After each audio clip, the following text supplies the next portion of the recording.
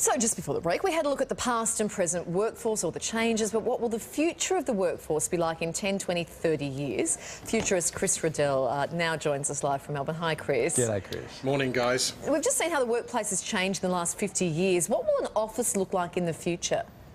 I think we're going to see this technology that you were playing around with there. It's going to be around having holograms. So for you guys, if you weren't able to be in studio, you'd be able to have a virtual version of yourself sat there. We're also going to see wireless technology playing a massive part in the office of the future. So you'll be seeing cables leave and it'll all become very much more interaction-based with gestures. So I could stay at home and work.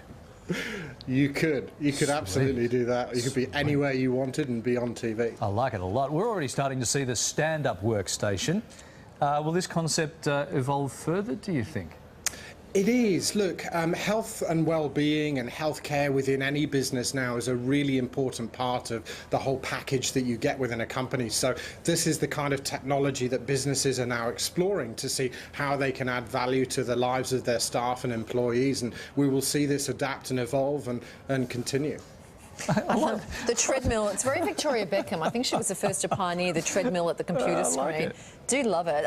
What sorts of jobs are we going to be looking at? You know, Larry and I both got kids. If we want to steer our kids in the right direction, where they will actually have a job, where should we be steering them?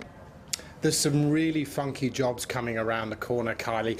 Things like digital death managers, quantified personal trainers, privacy consultants. And the digital death manager one is around if when you pass away that you want to actually remove your digital footprint from the world, these guys will help you do that. And it's really interesting. The whole urban farming thing is we know that our cities are getting bigger and bigger by each year, and these guys will help you actually build a sustainable farm environment in the city.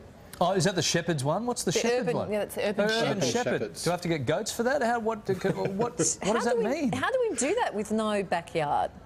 You could have your goats living on the top of a multi-storey building. I think this is more around the whole farming thing as in the concept of arable farming. So looking at how you can grow fruit and veg in our cities and all kinds of stuff like that. I'll tell you what's going to be big, that digital detox therapist, that's going to be the next generation, that's going to be huge because they do not know how to survive without that stuff for 60 seconds. This is it. The digital detox is around. If you can't strip yourself away from social media, your phone or technology, these guys will create an analog immersion zone for you and allow you to be able to actually function without that. Oh, dread the thought. Are we likely to... What about the whole work-life balance? Where do we see that as we head forward 10, 20, 30 years?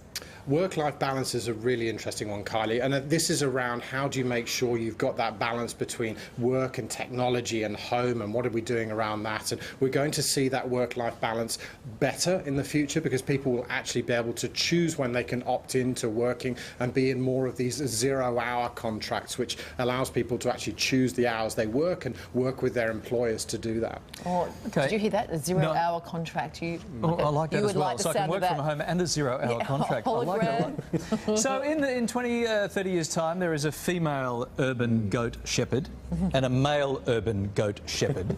We're going to see the gender pay gap close a little bit there. We are, but unfortunately this one's not quite a good statistic. Experts are saying that even in the next 20 to 30 years we're going to still continue to see a female-male gender gap within the office workplace, particularly in respect to pay. So what we're actually going to be seeing in the statistics that we're reading is females will actually go and be more freelance or consulting type roles, and they will earn more money through that. So an interesting statistic that we're getting there. Yeah, sisters, go out and do it for yourselves by the sound of that. Chris, thank you. Or holograph it in. Thanks so much. Good to talk to you.